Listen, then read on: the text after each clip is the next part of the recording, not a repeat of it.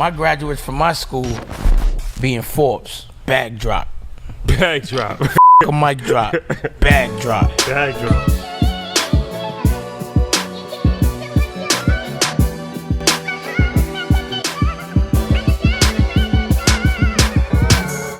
All right, guys, welcome back. This is an extremely important episode. So, it's been a while since we talked about personal credit. Yeah. Shout out to him 500. That was a dope classic episode. That was a lot of exotic stuff, and he's very good at that. The legend himself. Not as high end. It's a lot of exotic stuff, but we had one basic credit episode. And outside of that, that's the only credit episode that we had, and that was over a year ago. And so now I think it would be a good time to revisit the conversation of, personal credit, how to purchase real estate with credit, how to student loans, and business credit, things of these nature. It's like unknown territory. Yeah, you can't have a financial literacy platform without fully addressing credit. And it's like even stocks. Like think about Market Mondays, we talk about stocks every single week, and it's still not enough for people. Like you know what I'm saying? So credit is something that we just can't talk about one time or even two times. We gotta talk about it several different times. So we brought the big dog. The big dog himself. Yeah, Jose Rodriquez, also known as the Credit Dude. So if you're not familiar with Jose, he's a very dynamic guy. He actually used to be in the military. He's a veteran, U.S. Marine veteran. Salute. So he has a company where he helps people repair their credit, also build business credit. He was just informing me they got a lot of stuff that they're rolling out the pipelines, thousands of clients nationwide. And he really probably became known to a lot of people when he started working with DJ Envy and Caesar, both EYL alumni, when they was doing the real estate seminars all over the country. And they had MG, the mortgage guy, who's a real estate. Who else they had up there? Who's a EYL alumni. They had Sabine, who's an EYL alumni. Who else? They had Lord of the Slums, who's an EYL alumni. So, and they're EYL alumni. So everybody on the whole bill. I think this is the last. This completes it now. This completes the cipher. Long overdue. So this is the last person from the movement that actually has not been on the podcast. He's done work with us before. We'll talk about that, but he has not been on the podcast yet. So this is, a full completion of that whole crew. You know what's dope about Jose too, man? The amount of love he shows. Yeah, he's a good dude. Just the amount of love he shows, not only to us, but anybody who's involved with it. Anything somebody's doing that helps the community, he's posting it, he's tagging it, he's in your comments, man. Kudos to you, bro, for showing love. Yeah. It's free. Yep. Yeah. Jose's a good dude, and just one of those, like Matt also, where he just added value. Taught 2 classes for EYL University. Big fact. Thank you for that. And he's also a professor this year where he's going to teach 4 classes actually. So EYL University, you're extremely lucky. And, he's one of these guys just reposted and never asked to get on the podcast, never asked to get on the platform. Just like, yo, how can I help? And I just love people like that because there's so many people that just ask all the day, every day. Like, be on there, son. Like, you know what I'm saying? It's just, son, y'all need me, son. It puts you in an awkward space because it's like, just let it happen organically. Yeah. So I felt like, it was time. And I know it's going to be a classic episode. Without further ado, Jose, thank you for joining us. Appreciate it. Thanks a lot, bro. I really appreciate you guys having me, man. It's an honor to be on here, man. Let me tell you, it's crazy to just be, with you guys. And I look forward to learning and growing and just getting a good conversation going, man. Let's do it. So I want to talk about credit. Obviously, that's what we're here for. But before we start, I think it's interesting to get the backstory because everybody has different paths that they follow in life. So how did you get into credit coming from the military? Like, did you go to the military out of high school? Like, how did that happen? Yeah, so I joined when I was 17. In the Marines? In the Marines, yeah. So I was 17. I had no idea what I was going to do. I was a good kid growing up until maybe like sophomore year. My dad is a drug addict still. So I didn't really have that like father figure at the house saying like, hey, man, do your homework, do whatever. My mom is my mom. So it's like, for her, it was just like, for me, with her, it was just like, yeah, I'm gonna just get away with whatever I can. And, when I decided to go to the military, it was like, I had no choice. Barely graduated high school. Out of like 350 kids, I think I was like ranked 310. Where part of Long Island are you from? No, so I'm from Long Island, from Bayshore. Okay. And we moved to Long Branch, New Jersey in 93 to escape my dad. Okay. You know what I mean? And my dad followed us again. So it was like, I'm from Long Branch. I'm in school. I don't really know what I didn't know anybody at the time. Yeah. And I had to make a name for myself, and it was like my character, like my funniness, giving back. I was always like that. I was always a funny dude, and I used that to like mask like all the pain I was going through and everything I was going through at home, because nobody really knew what was going on. And when it came out to the military, people were like, "Yo, how's this dude gonna go to the military? Like he's always making jokes." So like I went to the Marines at 17, or I joined at 17. 2 months later, went to the Marines. So I went in there, and what's crazy is before I left to the Marines, they offered me like these 2 credit cards. You know what I mean? Like not First Premier, but it was like these 2 cards. I had no idea what it was because my parents never taught me about credit. You know what I mean? I had no idea what it was. Yeah. So I got these 2 credit cards sent to me, and I'm like, well, shoot, I'm going to the Marines anyway. So it's like, Run it up. let me just run it up. You know what I mean? So I remember I went to the prom. I went to here. I had like a nice suit. I had this. Went to Wildwood. We saw those pictures, bro. Yeah, I'm sure you did. I'm sure you did. You know what I mean? So I went crazy. I think it was like $400, $200 in each credit card. You know what I mean? And balled out. Went to the Marines. Came back home and kept getting these calls from these credit card companies. I had no idea what it was. So it wasn't bad. I didn't just paying them off. I paid them off when I came back, whatever. But then when I went to Japan, I went through my duty station, my training. Then I got stationed in Japan, and I go to apply for a credit card in Japan, and they're like, yeah, you denied. I'm like, what are you even talking about? Like credit? Like, what are you even saying I'm denied? Yeah. They're like, yeah, you got a bankruptcy on your credit report. You got a collection from like a supermarket. You got these like a repossession, these credit cards, all this stuff. But it was because me and my dad had the same name. Oh. You know what I mean? But it took me like 6 years to figure that part out. But how did they? But like obviously, I got different social security numbers. So how did that? So the crazy thing is you don't need a social security number for something to report on your credit. So if it's PII, it's like personal identification information. So as long as some stuff matches, you're good. Yeah. There's like 9 things. Like it's like a box, right? If all right, this checks out, this checks out, this checks out, we're gonna report it. So like name, maybe the address, maybe the phone number. Right. And being my dad, same name. I'm address. a junior, Yeah. same address. Yo, Our birthdays are like crazy. 6-7 days apart. So a lot of his stuff jumped on my credit. Mm-hmm. You know what I mean? So now it's like I'm spending all my money. I'm in Japan. I'm 18, 19. Every weekend I'm going out, getting drunk, doing whatever the case, going to the clubs. It's like I didn't save any money. So it's like now when they didn't say you're denied credit to get like a camera, I'm like, what? Like, I'm just like, it just blew my mind that I'm like, how do I have this stuff on my credit? It's not mine. So I just left it alone. And then I started fixing it little by little, just started learning, getting ebooks. I bought Credit Repair for Dummies. Okay. And I just started looking at stuff. The military, they give you access to a computer.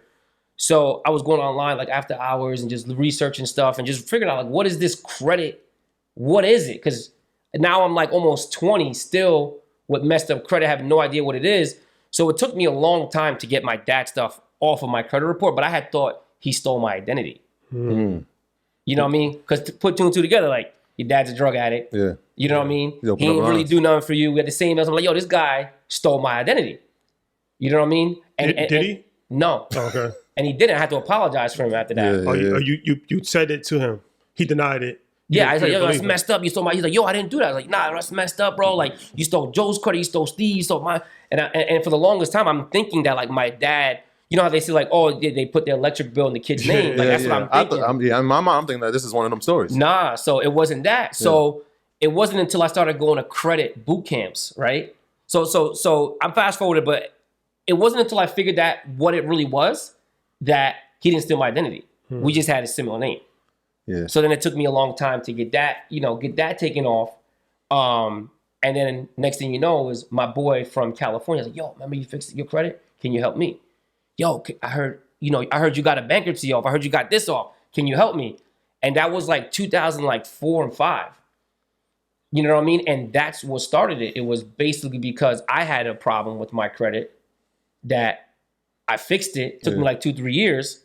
But then everybody in the military was like, yo, how'd you do it? I'm going for my security clearance. That's why they needed it. Yeah. When you go for military, you go for a certain job, you have to have top secret, security clearance. And if your credit is dinged up, you can't get it. Earners, listen up. If you haven't tried Goat Fuel, you are missing out. I mean, it's America's first black-owned energy drink company, and it's literally the best energy drink company of all time. It has 200 milligrams of natural caffeine, which is about 2 cups of coffee. It has no sugar, no aspartame, no preservatives, and is packed with electrolytes, BCAAs, and cordyceps mushrooms. A lot of healthy beverages sacrifice taste and flavor to make something taste healthy. Goat Fuel tastes amazing. So click the link down below and use our code EYL20 to get 20% off right now. From one goat to the next.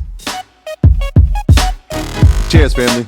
Yeah, credit. I don't think people really. Yeah, I didn't even know that. If you think about it, credit affects people from jobs, like you said. Credit can affect every aspect of your life that you don't really even think about. Yep. Obviously, the obvious stuff like having somewhere to live and being able to drive. But yeah, a lot of employers, depending on what kind of job it is, you might not get the job if you have a bad credit or bankruptcy. Even in the financial space, if you have bankruptcies and stuff like that, that can hurt you. You might not be able to get a securities license. Right.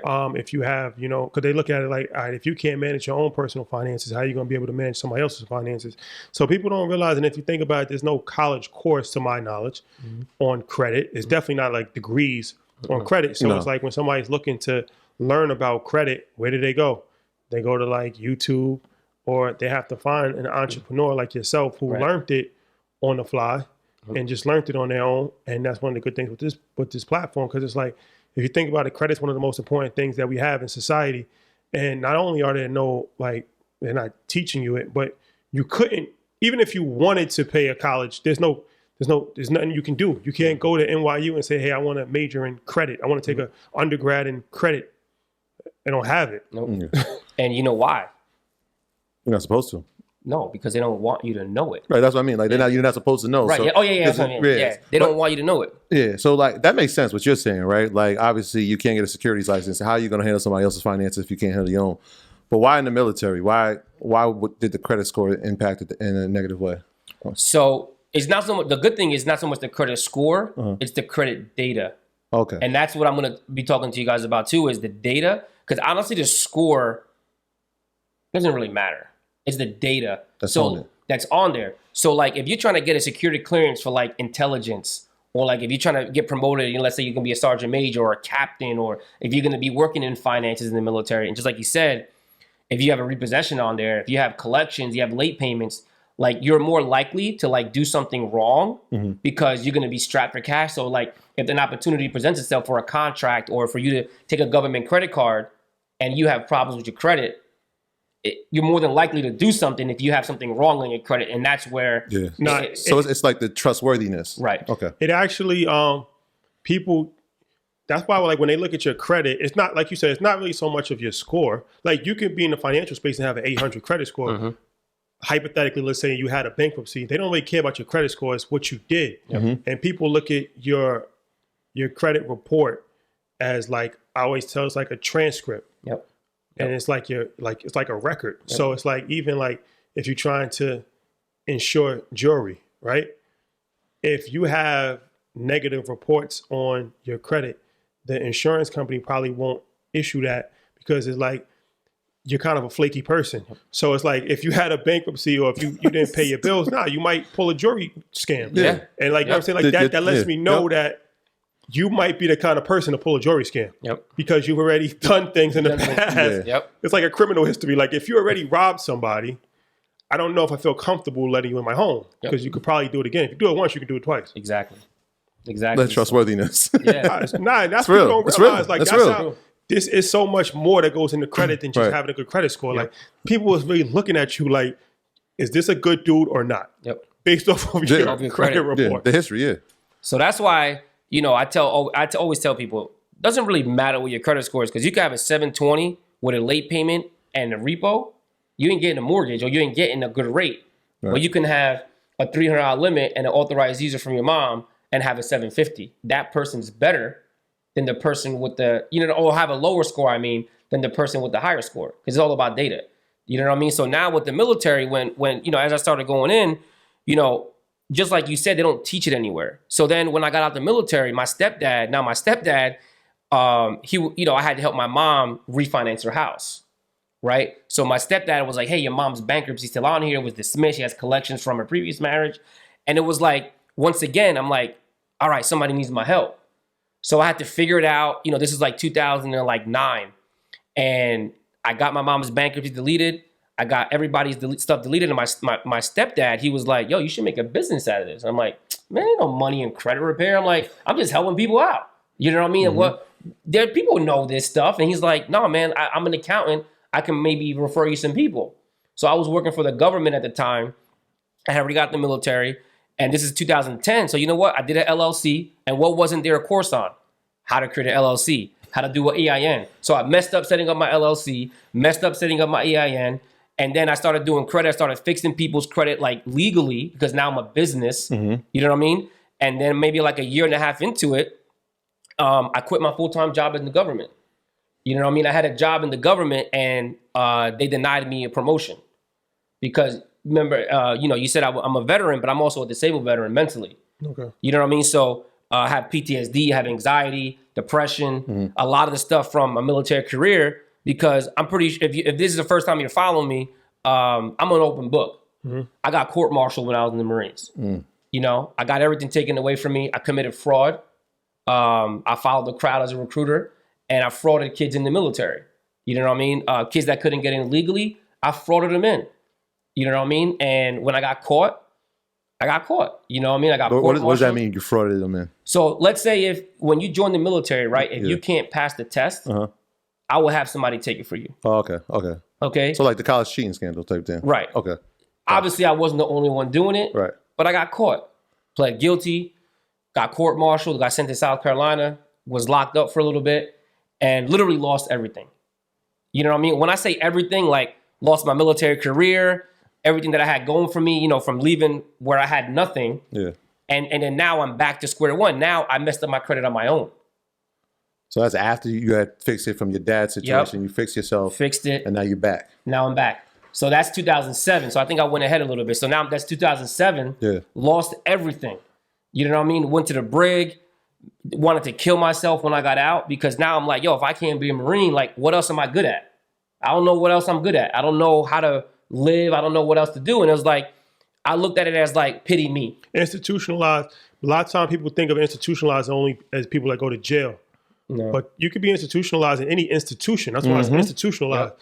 And the military is an institution. Yep. And like you said, it's a fraternity. And it's like, you know, when you get, I don't know the language, but they're like dishonorably discharged, whatever. And it's like a lot of times you like the outcast. And it's like you say you're used to, you become, anything you do for more than 60 days becomes a habit. Yep. And you do something for years. And you get up at 5 o'clock in the morning, you run 5 miles and you eat. And you become a military man or a military woman. And it's like, how was that for you to not only leave that, but to leave that in that way? Yeah. How did you readjust into society?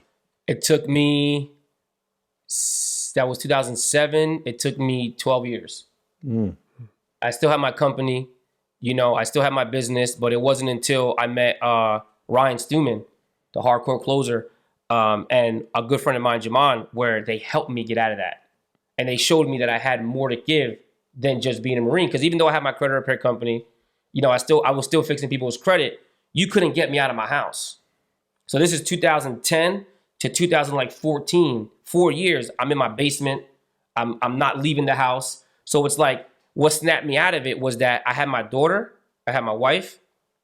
And if I didn't produce what I needed to produce, now my daughter is not going to be essentially living the way that I did without a dad.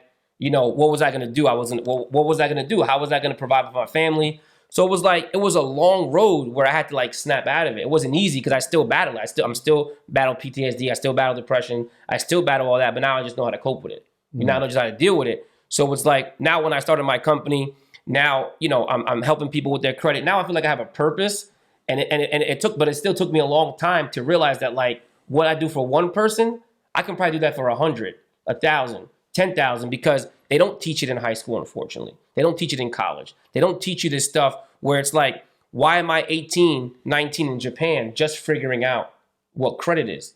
And I see that you guys are now starting even educating credit in elementary schools and younger, and people need that. Right. You know what I mean? And it was a very long road, man, of where I am today until where I used to be. because I shouldn't be here right now. I literally shouldn't be here, but I am. And I just love the fact that I'm now able to share my story and help people with more than just credit, but everything else. Yeah. So 2010 to 2014, you're in the house. Yep. Obviously, you said you're in the basement. I'm imagining the depression is setting in. Yep. Is there a moment that changes the trajectory of like, you know what? Obviously, I have my daughter. I got to get more clients. What gets you out of the basement now? Well, what got me out was the cops got called on me. Okay. And I had broke like a vase over my head.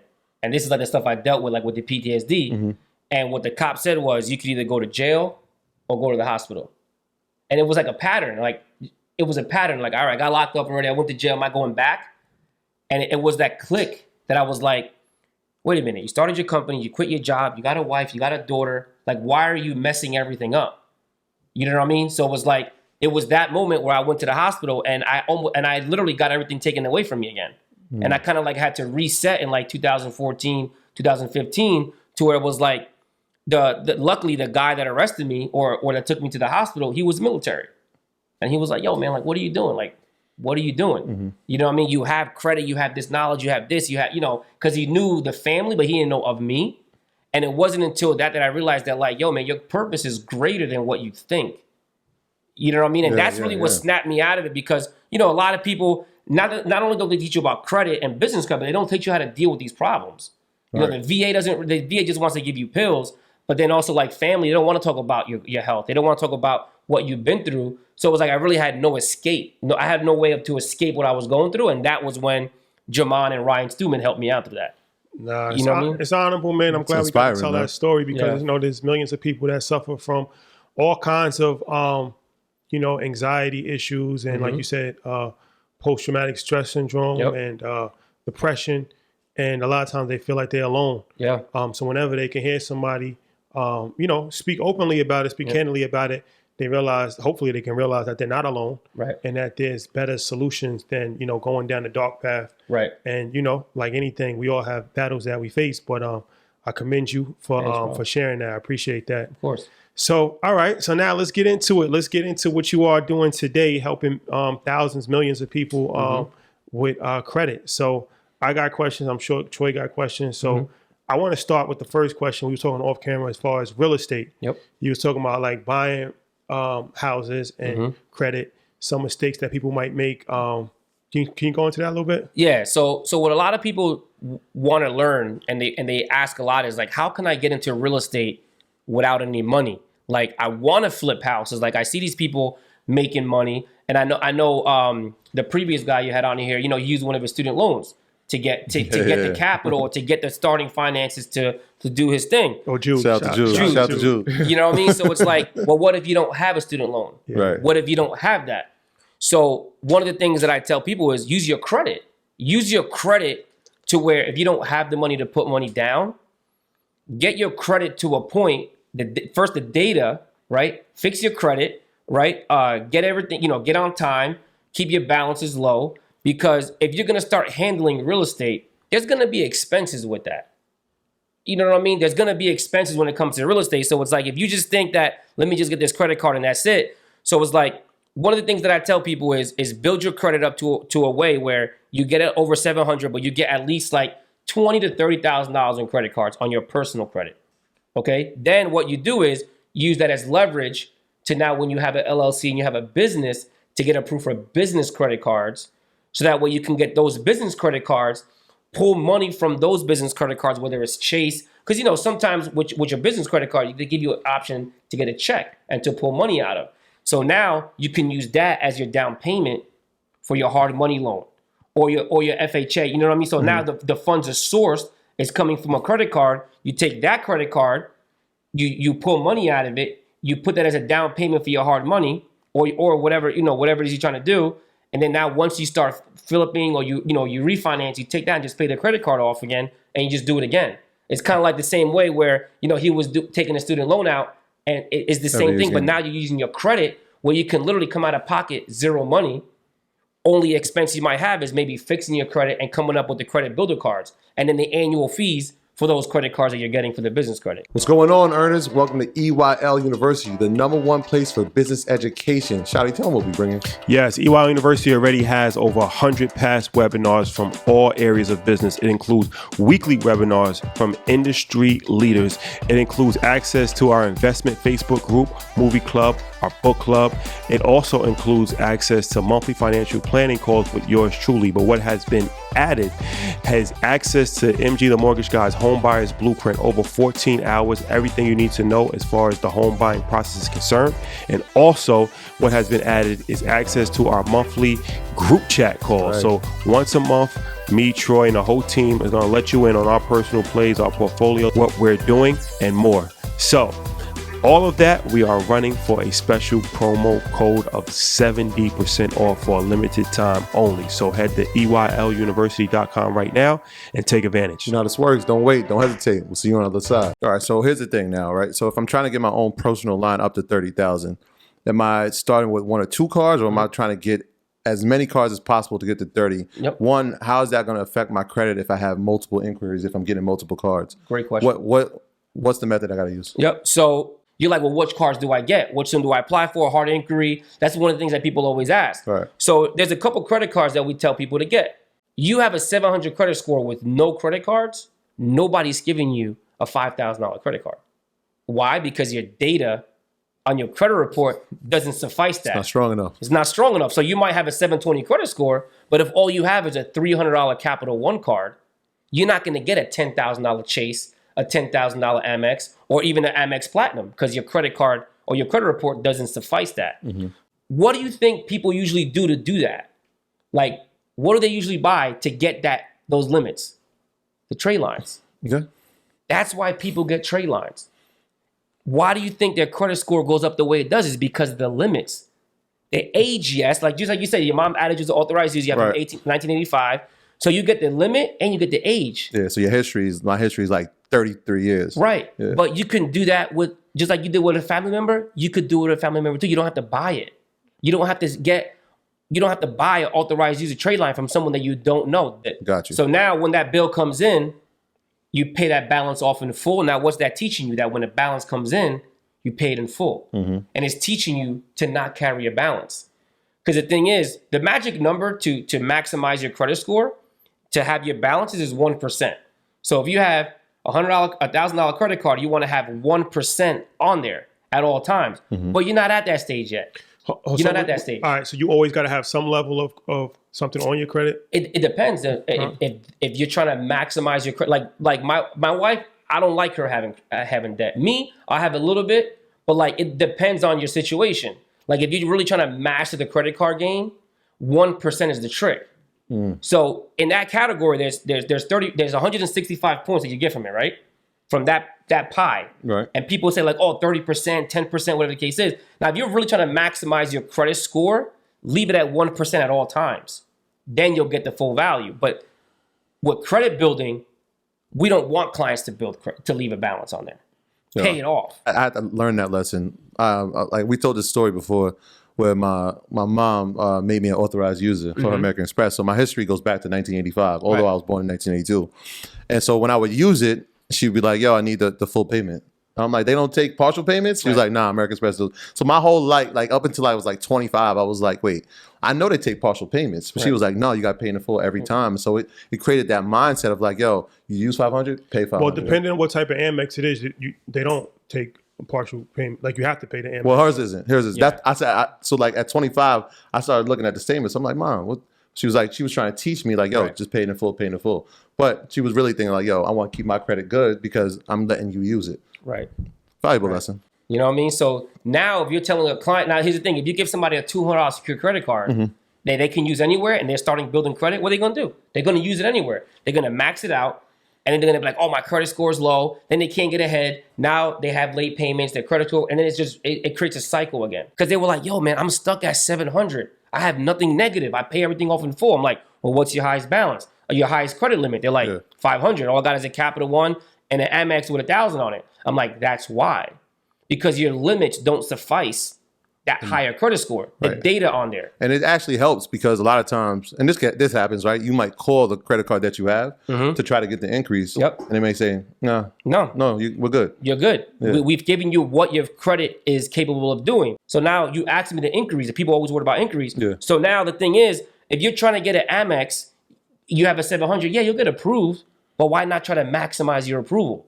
If you're trying to get a Chase Sapphire or a Chase Ink, why not maximize your approval to get the full $20,000 to $35,000 off the rip versus just getting a $2,000 credit card? And having to build it all the way up. That's the difference. Yeah. So it's like if you get a Chase credit card with a 700 credit score and all you have is $1,000 limit, and they give you 10 grand, can you really invest in real estate with that? No. You really can't the way you want to. You know what I mean? So if you're trying to now invest in real estate, open up a business, do whatever you got to do, you're just taking that, sitting it on there, leaving it, and that's it. So you do that because a large part of your credit score is determined on how much credit you have available to you. Correct. And you said, that kind of put in perspective, I guess I'm a little jaded because I had credit for a long time. So I have a higher credit and I got a bunch of credit cards, but you're saying the average person doesn't even have $5,000 credit. They don't. So then this goes into the business play. Right. Because when you were saying, we're going to talk about business credit. Yep.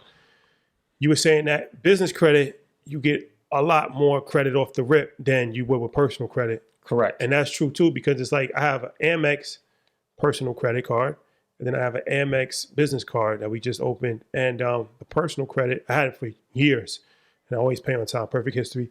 I think my limit is like $15,000 for that Amex card. The business card out the jump, and this is the first business card that we've ever had, Amex. Even though technically you said it's not fully, but we'll explain that. But it's the first business card that we've had, Amex, and out the gate, it was a $45,000 limit. So that when you said that, like, that resonated with me because that was like the exact thing. Like, you know what I mean? Like, I don't have one credit card, personal side, that has $45,000 limit. Right. And I have excellent credit. I have an 801 credit score. Awesome. But we went to the business side, and right out the jump, it was me using my personal credit. Yep. So it's like they wouldn't give me that on the personal side, but they gave me almost 3 times without any hassle on the business side. Yep. So, all right. And so then you're saying on the business side, once you establish that, now it's like, all right, 45,000, you can do some damage. Yep. And then you can use that to buy real estate. Correct. Yep. And it's all like you're using one thing to get this, to get that, which is the end goal. You don't need these credit cards. You don't need the business credit card. You need the cash that you're getting from the business credit card so you can do what you got to do. Right. You know what I mean? So I'm thinking in my mind, right? We got a lot of people, and it's like as soon as you get to college, and you know, or in the Marines, they sent you those right before you went off. But in college, they're giving you credit cards right off the rip. Is this something that young entrepreneurs could actually take advantage of? No, I would say as soon as you're 18, if to let you know, I'm trying to change the way that people think of credit and start applying for credit. So if parents start adding their kids at 16, when they're 18, they already have a 750, 800. Yeah, talk about that. You know what I mean? I saw that on Instagram. You was like 16. Yeah, can you explain that? Yep. So because it kind of goes in hand with your question. So it's like if you have kids that are under 18 and at least 16, you can add them to your credit card, just like how I think it was your grandmother, right? My mom. Your mom added you to your card. Yeah. At And 18. you got all that history. But if she would have added you at 16, when you turned 18, now you have at least 2 years of an active credit report. Because this is the thing. Your credit report doesn't exist until something happens on there. Your credit report, you're 8 years old, you don't have a credit report. Right. You know what I mean? So if you're 16 and your parents add you, your mom and dad each add you to a credit card, that should be the birthday gift. Hey, let me add you to a credit card, give it to you, start learning how to use it. You know what I mean? Now when you become 18, now you can get your own American Express, your own thing. Now you don't need these. And what else don't you need? Trade lines. Because what a lot of people, the reason, once again, I'm going to talk about trade lines a lot. Not a big fan. You know what I mean? Because people use trade lines because they want the history and the limits. So start at a younger age. So now when you're 18, you already know, now I don't need those trade lines. I already got my own credit cards. And you're just starting it to where when you're in college, now your parents are going to open up an LLC for you, open up this, do whatever. And now you can use your own credit. You don't have to have a co-signer for a car, for an apartment, for anything. And now we're changing the trajectory of when people apply, but how they apply and more importantly, why they apply. Yeah, parents, be responsible. That's Yeah. number one. Be responsible Yeah, with your course. credit, because like you said, this could definitely help your children. Yep. So let me ask you this. All right. So business credit. Let's get into this. What are the steps? I know I wrote down some notes. So you have to have a legit business, obviously. Yep. Tax ID. So explain the difference. Can you explain the difference between business credit, personal credit, and then I guess there's a hybrid situation. Like you said, Amex is not full business credit because they still use your personal guarantee. Yep. So what is the difference between like the Amex situation where you still got to have a personal guarantee and just full-fledged business credit? Yep. So, your personal credit, you use your social, right? Social security number. When you start a business, you get, whether it's a LLC, a C Corp, S Corp, whatever the case is, you start a business and you get your tax ID. Now you're actually a business. And I want people to understand that because a lot of people think when they have a sole proprietorship, but they have a business, they really don't because you're still using your social. So you have to get a tax ID. And once you start building business credit, depending on what you're going for, you're going to have to use your personal credit, right? So there's a difference between co-signing a personal guarantee, which you guys spoke about before. If you're personally guaranteeing something, you're using that to kind of like get approved for it, right? So with a personal guarantee on an American Express credit card, for instance, unless you're like a major corporation like Facebook, Walmart, whatever the case is, you're not getting American Express without using your social, even though you have your tax ID too. Now you're using your personal credit as leverage to ultimately get that American Express, the Chase, and everything else.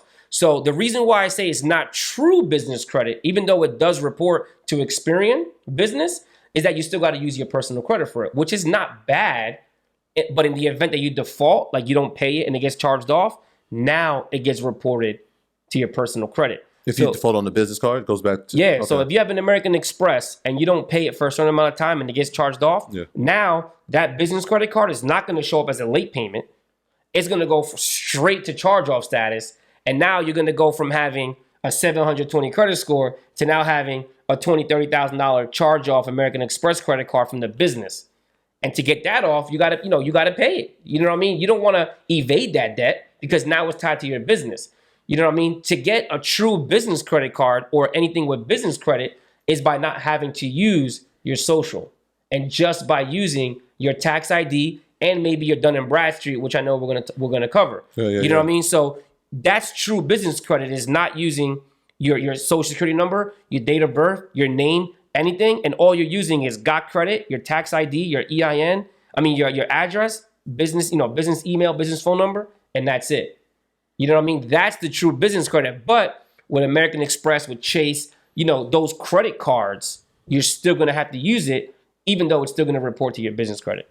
Got you. So you spoke about D&B. Can you explain what it is, why it's so important, and why people, especially in business, should know their number? Yep. So Dun & Bradstreet is another, I guess you can say, social. So notice for personal credit, all you have is one. For business credit, there's multiple things you got to do to establish business credit. It's not easy. So Dun & Bradstreet is kind of like the biggest business credit reporting agency out there. And if you're trying to get a car, if you're trying to get net 30 accounts, if you're trying to get things like American Express, they all check Dun & Bradstreet. And they give you what's called a DUNS number. So if you want to just create a DUNS number, you just go to Dun & Bradstreet's website. It's free.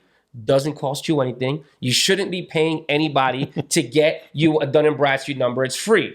So now what it is people will report what you're doing to Dun & Bradstreet because they have to house that information somewhere. So that way, if you want to get a car, if you want to get something in the future and eventually not use a personal guarantee, that's what they're going to check, your Dun & Bradstreet credit report. You know what I mean? So they're logging the data.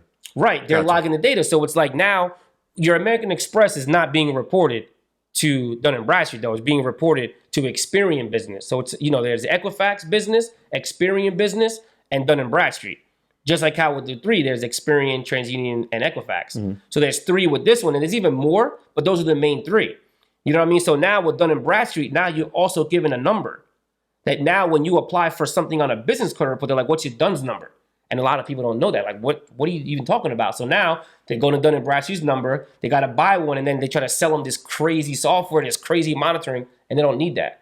You know what I mean? So eventually, once you start building business credit, All you got to apply for is with your business name, your tax ID, and your Dun and Bradstreet, and it doesn't get reported anywhere. God forbid you default on it, you're protecting your personal credit. So if I want to get a business credit card without personally guarantee, where would I go to for that? So it depends on what type of business credit card you're trying to get. Because a lot of, especially if you're in business under 2 years, you're not going to get it because you haven't built history. So you got to use the personal guarantee. Right. There might be some out, there's like, once you start building revenue and you can show tax returns and you can show IDs, like there's some local credit unions that you can get a business credit card without it. And then there's also like some other business, like a gas card, right? So this is one of the things that we tell people is a gas card actually has a lot of value in it because you can get a Visa or a MasterCard business credit card that you don't have to put your social on it. Yeah. You know what I mean? And those Visa, MasterCard business credit cards are powerful because, it's tied to a gas station, but it's a Visa, MasterCard. So now what you're doing is you're building your Visa, MasterCard business credit so that way you could eventually get a credit card without it. Yeah, a wise woman spoke to us about gas cards. Yeah. Shout out to Miss Business. Gas cards are the hidden secret of business credit. The hidden secret. Nav.com. Yep. What's that? Love nav.com. So nav.com, you have Credit Karma, or you have Credit Check Total. You have, what's the other one? MyFICO, right? Those are credit monitoring sites for your personal credit. nav.com monitors your business. So it houses all three, your Equifax business, your Experian business, and your Dun & Bradstreet, all in one place. It's like $30 a month. And the great thing about nav.com is once you make your payment, they report it to the business credit bureaus. Right away. So now as you're paying for credit monitoring, you're also building your business credit. So it's pretty cool because I wish they did that for personal credit. So imagine you paying for credit monitoring and it being reported as an on-time payment. That's what nav.com does. And nav.com has a lot of educational tools on there. It talks about business credit, lines of credit, funding, and it educates. And we tell all of our clients they have to enroll in nav.com when they come in our business credit program because it's a great tool to have to help us educate our clients on business credit. So we had some ways to increase the credit limit for our personal. Is there ways also to increase our business limit? Same way. Same exact thing. The same way. And if you have higher limits on the personal side when you come in, you're gonna start off at the 45,000, the 30,000. Yeah. So now when you're getting the limit increase 6 to 8 months later, which we recommend, now you're getting anywhere to now they're gonna say, all right, Mr. Customer, we're gonna put you at 50,000, 60,000, 100,000. So imagine you starting off with 3 credit cards at 45,000. In 3 years, each of those credit cards should be 60 to 80. Yeah. You know what I mean? And then now you're just compounding and you're just multiplying your limits. So correct me if I'm wrong. Let's say we have a business credit card, the more we spend, the more we pay off. Can we then, before the 6 to 8 months, ask for the increase, or should we just wait? If it's a new credit card, that's usually like the average time frame. So that's why I tell people to wait 6 to 8 months. Use it, pay it off. Use it, pay it off. Use it, pay it off. And then you'll get used to every 6 to 8 months asking for a limit increase. So that way you'd never stay at that 15, 45,000. You're growing. Because guess what? As your business grows, so does your expenses. So eventually a $45,000 credit card might not be enough. Right. Eventually 3 $45,000 credit cards might not be enough. You know what? I need 300,000. And that's how you keep building. You keep building, you keep building, and keep getting credit limit increases. So for the business credit, it's Equifax, Dun & Bradstreet, and Experian, not TransUnion, huh? TransUnion is only for personal credit. Personal credit, correct. So, and it's the same theory, though, where they take those 3 scores. It's like an aggregate of those 3 scores, just like on the personal side? Great question. No. So it depends on, and you notice a lot of the times I'm replying to you, I'm saying it depends, because it really does depend on the situation. Because if you're applying for like a vehicle, they might only check Equifax. They might only check Experian.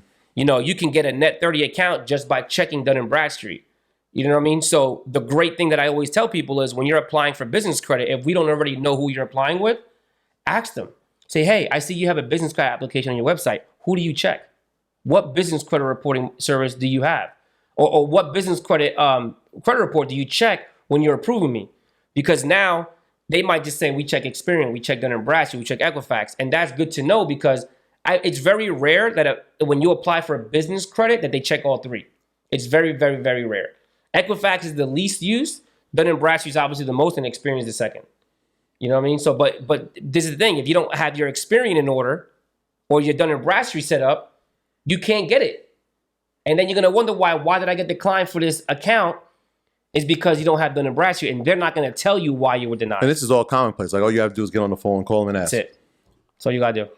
This guy's a genius. Yeah. That's it. What's net 30?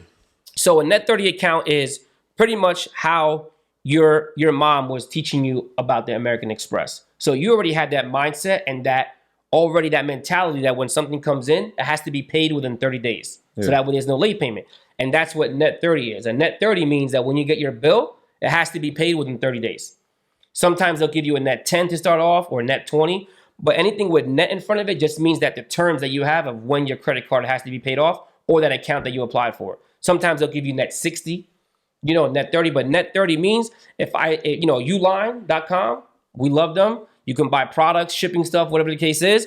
And when you get something from them, you have 30 days to pay it off. And when you pay it off, now they're going to report your payment as on time. Once you go that 30 days, it's like the same thing with a credit card. They're going to report you personal credit, 31 days past due, 32 days past due, and that's it. So that becomes a negative item. Correct. So like on the personal side and the business side, if we get negative items, obviously we got to pay them, but are there ways or maneuvers we can do to help clean it or get it off? Yeah. So let's talk about that. Yeah. So Dun & Bradstreet, right? When you register for your DMB number or your DUNS number, you get access to their website. It's free. You hear it from me. Do not pay Dun & Bradstreet anything because you're going to pay nav.com to monitor it. But Dun & Bradstreet gives you like a little portal, right? Mm-hmm. Where you can go in and change like your name, change your address, change everything. And if there's information on your Dun & Bradstreet that says you had a late payment, all you got to do is click it, say paid in terms, and they'll delete it. And I'm telling you that easy is because in credit repair, like in the personal credit side, let me break it down. You have the Fair Credit Reporting Act, right? You have the Fair Credit Billing Act, the Truth in Lending Act, the Credit Repair Organizations Act. You have all these things that govern credit repair, right? Mm-hmm. In business credit, you don't have that. So it's like when you want to dispute something on your business credit report, it's easy. DMB. But that's also why when you get declined for business credit, they don't also tell you it's not regulated. Notice when you apply for a personal credit card, they say you're declined because your credit score is 680. You have negative items. You have too many inquiries, high balances. They tell you why you were declined. Yeah. Business credit, they don't tell you that. But you could also use that to your advantage because now when you go on Dun & Bradstreet and you go on there and you're fixing information and it says you have things that are paid out of terms, which is lowering. You have your paydex score with Dun & Bradstreet. It goes from 0 to 100, whereas your personal credit goes from 300 to 850. Right. Your Dun & Bradstreet, your paydex score goes from 0 to 100. So now, if you have a 70, it could be because you paid something late. So all you got to do is go on DMB, your profile, say pay within terms, and it'll come off like within a few days. So it's business credit repair or business credit repair is very, very simple, very easy. And that's what we teach our clients is how to do that on your own because there's people out there, taking you through the ringer with that. And you could just do it on your site. It takes 5 minutes to do it. You know what I mean? Learn something new. Yep. So you were saying you shouldn't use your home address or your personal phone number? Nope. Why not? So if you're a true business, right? Think about it. Do you want to expose your personal information? If you're setting up a business and you usually set up a business, so you don't have to use your social, your date of birth. So it's like, why are you now putting your home address on there? What you want to do is you want to get like a virtual office. Have you guys ever heard of Regis? Regis, yeah. I was going to say Regis. Regis, $50 a month. Now, if like me, when I created my LLC, I had my home address on there. Once I got my virtual office, I just changed the address on the state website and with the EIN, and that's it. The thing is, I used to have clients show up at my house because it's public record. And when you put your website up and we put everything up, if you don't have a virtual office or a business office, you're using your personal address for everything, and you don't want your clients showing up to your house. You also don't want your personal address out there. What if you start investing in real estate and now you build it up to a $5-10 million portfolio and your personal address is all out there? You don't want that. You know what I mean? So keep everything separate. Use a virtual office. And like I said, it's very cheap. We use one because I work from home. $50 a month and that's it. You also said register a 411. Yep. I was like, huh? Last Yeah. time I heard about that was Mary J. Yep. You tell me what. So 411 is, like the white pages, the online where they pretty much house businesses and they list businesses. You could list yourself for free. And I actually think the website is called listyourselfforfree.com, or just Google 411 listing. Yeah. But you need a business number for that. Oh, okay. You need a business number for that. So you can't use your cell phone for that. Is that the Ring Central thing? Yep. We tell people use Ring Central. Yeah. Instead of using your cell phone and getting another Sprint account, another Verizon, and having two phones, all you got to do is get Ring Central for your business, and it gets registered like a true business number. So the biggest thing about business credit is building credibility, right? So imagine if you're a pizzeria that you have your home address and a cell phone as the main number. Are you going to have credibility there? If somebody can lend you money, they're like, oh, this guy owns a pizzeria, but he, you know what I mean? So think of the same thing with you trying to get an American Express credit card. Mm-hmm. If you're an American Express and somebody has their home address for everything and their personal cell, their personal email, it's all about credibility. They're like, I don't want to take a risk.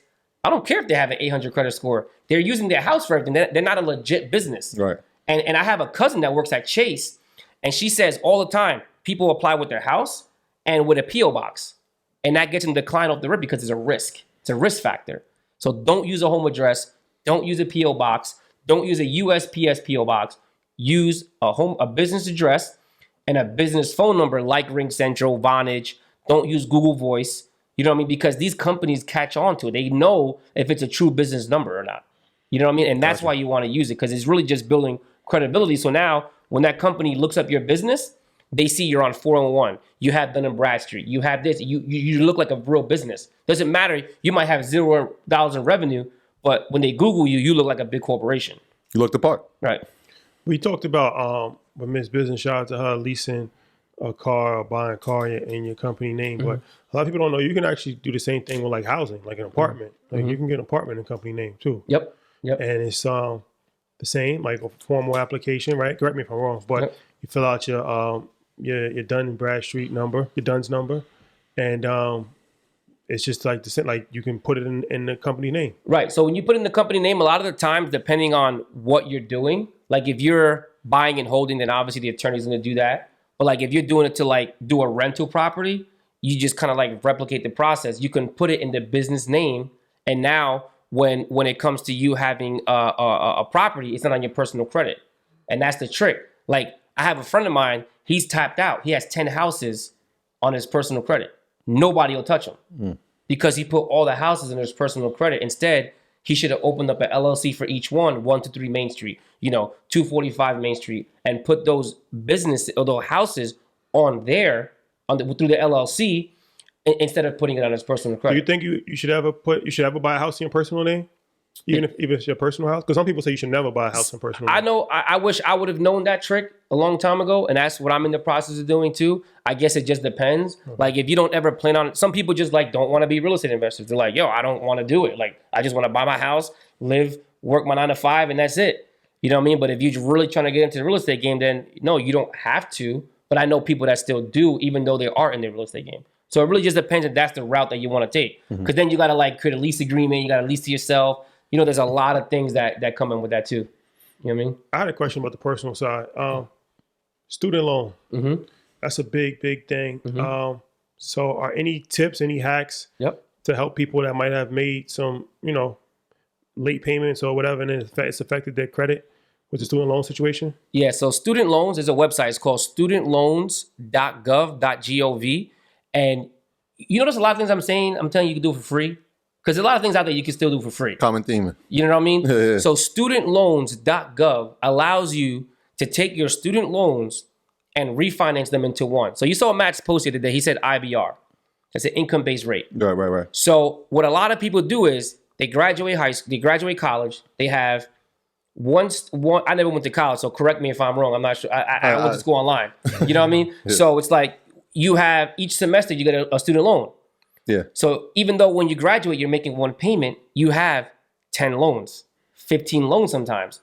You know what I mean? So if you are looking to better your credit by having student loans in default because you had too many student loans at one time and now you just couldn't keep up with the payments, studentloans.gov allows you to refinance and consolidate your student loans, get it out of bad standing, put it in good standing, and now that's going to help raise your credit score because now you have an on-time payment with your student loans.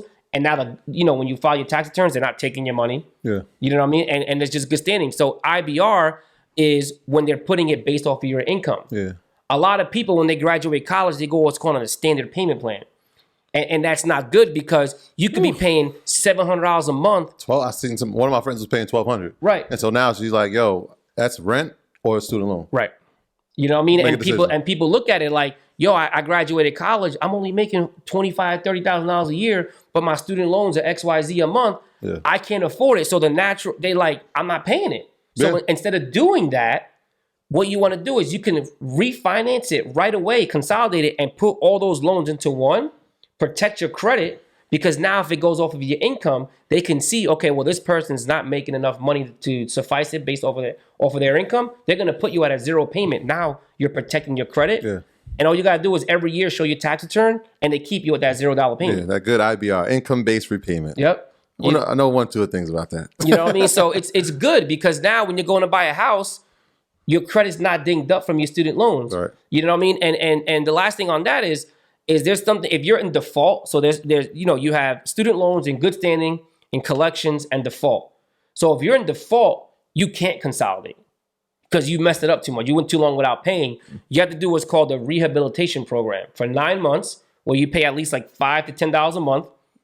And then you get out of that negative standing, then you can consolidate. But the great thing is once you do rehab, they automatically delete all the negative student loan from your credit. Yeah, student loans is tricky. You got private, you got federal. It's tricky. It's crazy. I got a question about on the personal side as well. Is it ever a good time to close a card? Yes. When? Because most depends. times we hear like, yo, don't close the cards. It's going to affect you negatively. And so people, even though they, like they've probably charged it up and paid it down to a point, they're like, I'm done with this. I want to close it. And the advice is don't close the card because you need to have open credit. Yep. So it depends on what type of card it is.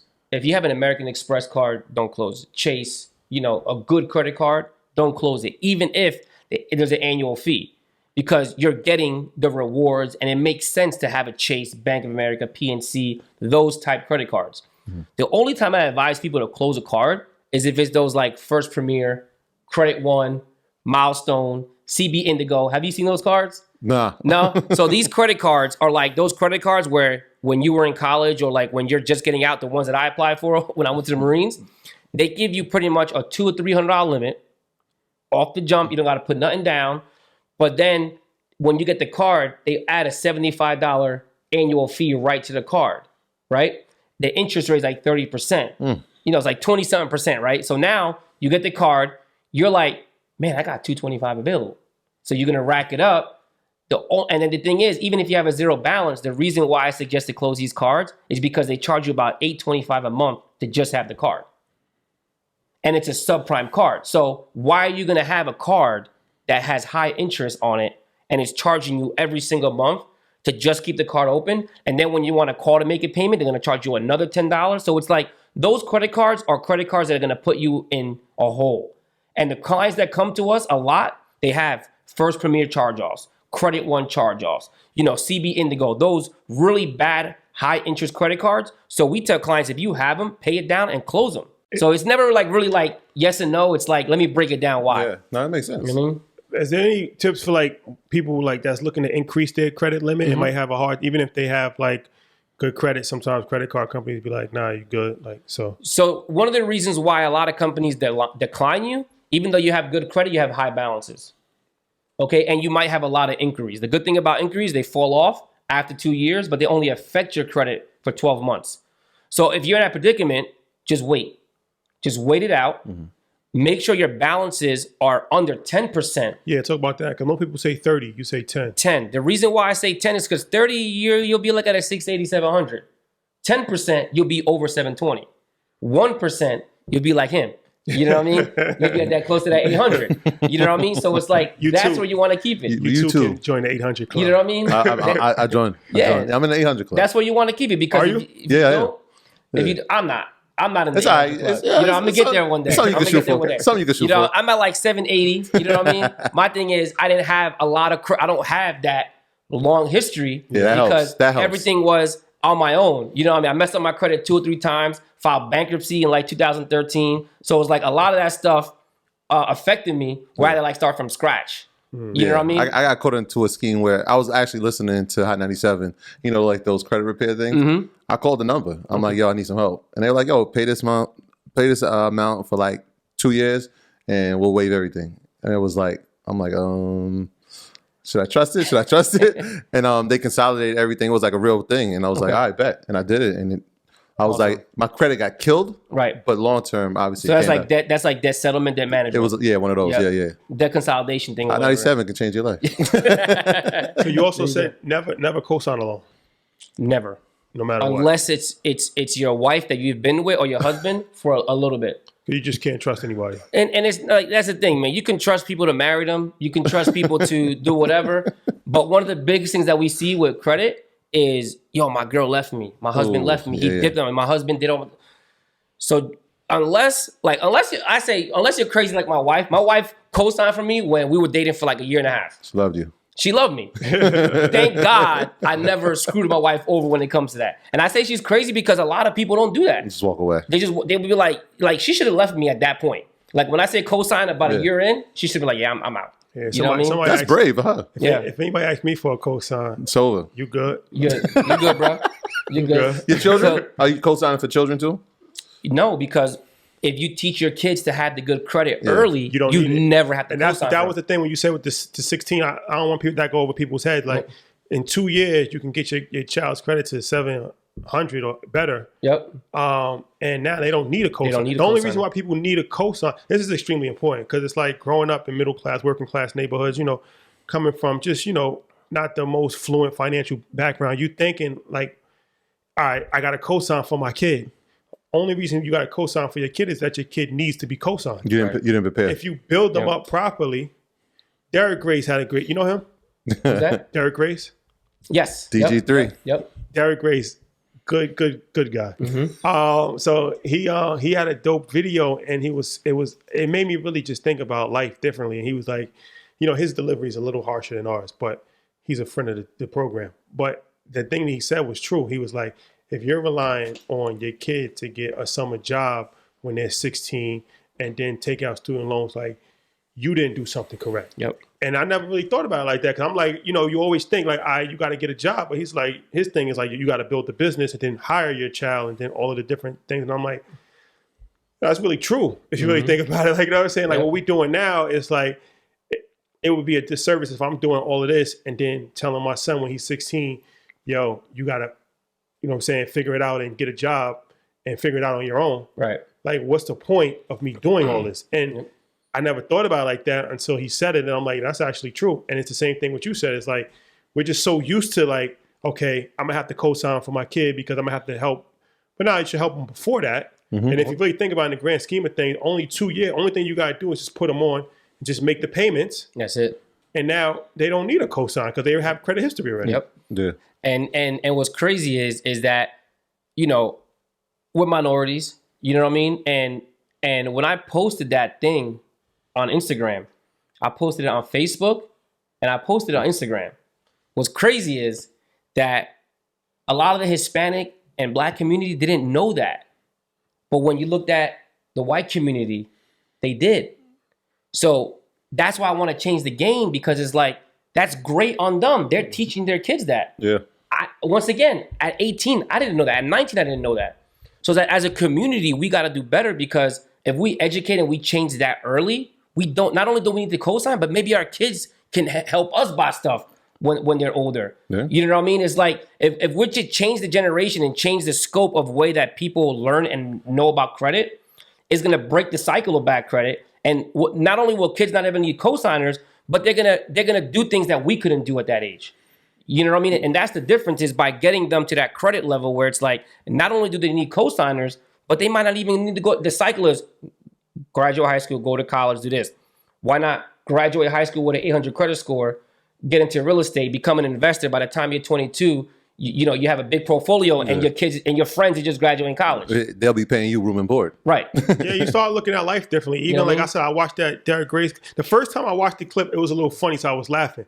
Then I watched it a few more times and I'm like, you know, he's actually bringing up some good points. And it's like, because he was like I said, his delivery's a little harsh, but he was telling the people, he was like, he can guarantee his kid will probably be millionaires before most people watching the video. Yep. And I'm thinking like, financial literacy is life or death, because it's like, I'm looking at it now, like my son has a legit chance to become a millionaire early just based off of investments that I'm making early on for him. And I'm like, I'm doing a calculation, like if I put this much money into an account, like by the time he's 18, at least 25, he could really be a millionaire. And it's like, your mindset, like, you know what I'm saying? Like, you didn't really think about stuff like that. Yep. Never. Like, you know what I'm saying? It's like, all right, my kid got to get a good, like you said, go to school, get all A's, go to college, get the best paying job you can possibly get. But now it's like, yo, you can actually set your kid up to have 800 credit score, have $500,000 in a trust. And, you know what I'm saying? When he comes out, you got a business for them to work under, and they can, do real estate investing, they can invest in stocks. And it's like the old way of thinking, it's just like not even really relevant anymore. Right. You sound like the plug. Yep. You sound like the plug to generational wealth, Shotty. Shout out to Wall Street. Shout out to Wall Street. Shout out to the family pack. That's a fact. That's a fact. Nah, I mean, it's real though. Like you said, I mean, Spanish community, Black community, for a long time, it wasn't even a thought. No. Yeah. It wasn't. And that's one of the great things I love about like Instagram, this whole financial literacy movement is like, it's making people aware. Yep. And it's opening people's minds. And it's like people that I would have never thought was interested in stocks is like, tweeting and Instagramming about stock picks and like looking at their credit score and trying to figure out how they can get their first home. Yep. And Different time, man. It's just, how do you feel like when you go on the road, like obviously that's before Corona, but like how has it been for you to actually touch? Because when y'all seminars be like thousands of people, like 2,000, 3,000 people. Yep. So how is it for you to actually, it's like a rapper, like perform in front of like 3,000 people, like, and then get feedback and hundreds of people coming up to you, asking you questions. Like, how has that been for you? It was a little like, let me see how I can put this. It was like, why me at first? You know what I mean? It was like, I was nervous, but then I was like, man, like, is this real life? Like, are these people really listening to me? Like, so whatever I say, they're going to do and listen. So it was like, it gave me that purpose again. Remember when I said I was in my basement, I didn't know what I wanted to do. I was like, so me being on the road is like little boy from Jersey. Now I'm in Florida, I'm in California, I'm in Detroit, I'm in all these different cities. So it was like, it made me really level up and really perfect my game, because it allowed me now to help people with things that I didn't know at an early age, because we had young kids there. It wasn't just like 30-year-old, 35-year-olds. There were younger kids there. Yeah. You know what I mean? So it's like, wow, like it made me feel good where it's like, man, I'm going to be able to change the scope of how people think about credit. And that, for me, that's like my purpose. I was like, all right, my purpose here is to educate on credit. And that's when we changed the name of our company to Got Credit during the seminars. Dope slogan. You know what I mean? We changed it because it was like, my wife was like, got milk. Like, I forgot what it was. My daughter said something about milk, and I think it was my wife. She said like, Got Credit. And I'm like, wait a minute. That's what it is. Like, do you got credit? Like, do you have it? And by me being able to talk and be here with you guys and talk to all the people that we did, we're breaking the cycle. And for me, like, man, like, there's nothing in this world more besides like being a father, a Marine, and a husband that's more rewarding than that.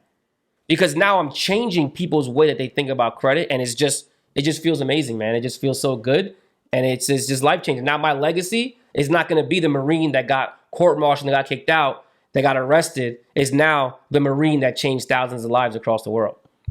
That's It's a powerful. movie in the making. Yeah. That's powerful. It's a movie in the making, man.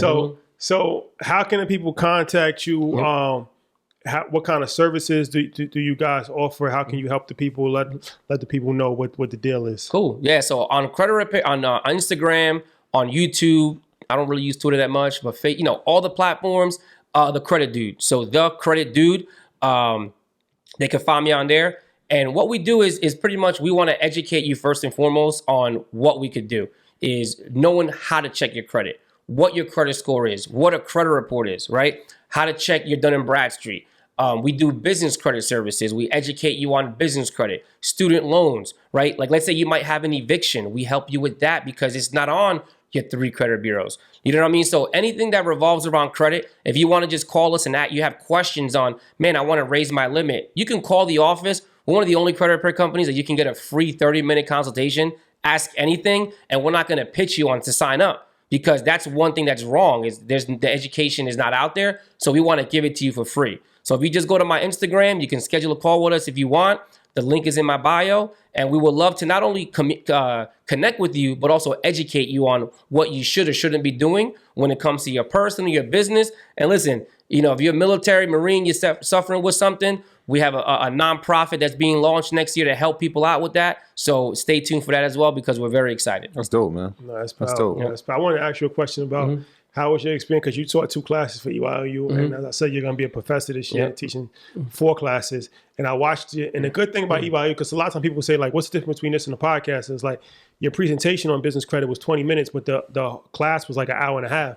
So it was like over an hour and 10 minutes of question and answers. And that's the key thing, and that's like because it's like there's nothing like that one-on-one interaction. Like, and people have like real specific questions, and they try to hit guests up after they come on, and they DM them, and it's like 1,000 DMs. It's hard to answer. Right. So what was your experience? How's your experience been with EYL University? It's been rewarding, life-changing, because you guys obviously are a staple, and you guys have a brand. You know what I mean? You guys made a huge name for yourselves. So it's like the fact that when your community and your earners ask me questions, and I'm able to reply, and I'm able to say this, or prevent or do a presentation, like, it's, once again, it feels good. But the fact that we're educating and we're giving people the answers, and like the community that you guys have built is amazing. You know what I mean? A lot of how we changed our business model is based off of what you guys are doing. Wow. You know what I mean? So it's like when I was able to respond and talk, man, I was like, oh my God, like, I was like, oh man, like, these guys are coming with the questions that, like, and as I'm answering, I'm like, all right, let me Google this right quick. Let me do this right quick. But it's like, I'm able to respond, but it's just so awesome that your earners, they have the thirst for knowledge. And I think that's what separates you guys, and why your earners are so special is because they're not just signing up. They're signing up and asking 1,001 questions, because that's what shows that they care. Yeah. They care, and they ready to execute, man. They ready to execute. And you're active in the Facebook group too, so I appreciate That's a fact. Of course. That's why I said, man, we had to start by just saluting you for the amount of love and support that you've always shown for us. Appreciate it. You know what I mean? We appreciate you. And we saw you put on when we came to the seminar in Jersey. Outstanding performance. Thanks, bro. Thank you, man. I appreciate it. Nah, for sure. It's been a pleasure. Thank you for joining us, and not only dropping gems as far as the credit, but sharing your personal story too. Because like I said, I think that could be even as valuable, maybe even more valuable to some people than the credit information, because it's always good. I always like to get the backstories of people. So like whether it's a Wall Street trapper who went to jail when he was 16 years old for 10 years, and came out, and it's like that inspires young men that might have made mistakes, or whether it's somebody, Ronnie Brown, who was a teenage mom, and now she's a millionaire. And it's like how many young girls got pregnant when they were 17 years old and think that their life is over. So what I was thinking too? Caesar's story. Like that story you had to make at the door when they were coming to get it. It was like, quick decision, but changed his life, man. Yeah, there's always somebody can relate to somebody's story. You know what I'm saying? That's why we like to tell people's story, and everybody has a story. Everybody has a story to tell. Like, no matter what your story is, everybody has some story to tell, and everybody's story can inspire somebody else. So appreciate it, brother. Thank you, man. Troy, housekeeping items? Yeah, man. Shout out to everybody on patreon.com. That is our Proud to Pay program. We got some new members, some Tier 5 members. Shout out to Thomas, Jason, and Elaine. Welcome to the EYL family. You know that you now have access to EYLU. That great platform that our brother Jose has been gracious enough to bless us with his services. So looking forward to talking to you, and shout out to everybody that's there, all our earners. Like you said, man, they are there with the intent to learn, but to also execute. So shout out to all our earners, and shout out to everybody that's supporting the merch. You know how to get that on EYL.com or earnyourleisure.com. And I want to give a quick shout out to this. I don't want people to breeze over this. I don't want people to we got our own got credit license plate fitteds, man. So if you look, Dan, we got the New York plates with the Earn Your Leisure on it. So shout out to you for blessing us with that. And the Get Credit merch, you can't buy that, right? You can. You can buy it. You can. Yeah. Okay. If people want to. Where do they buy it at? On my Instagram. They can go link on my Instagram and everything is right there. I know before it wasn't. You couldn't buy No, it. Right? it was exclusive where we just gave it away. And I actually think that we're leaning towards that again. Okay. Where instead of people buying it, I think we're going to lean towards just being able to give it away. To Don't worry, you can't get the New York play. Nah. That's I appreciate it. It's customized. Earn your leisure. Got credit hats and we got bags. Yep. So yeah, we appreciate it, brother. Thank you. Of course, man. Thank you guys so much. I appreciate it. Love is love, bro. Sure, man. Thank you guys for rocking with us. See you next week. Peace. Peace. My graduates from my school being Forbes. Bag drop. Bag drop. A mic drop. Bag drop. Bag drop.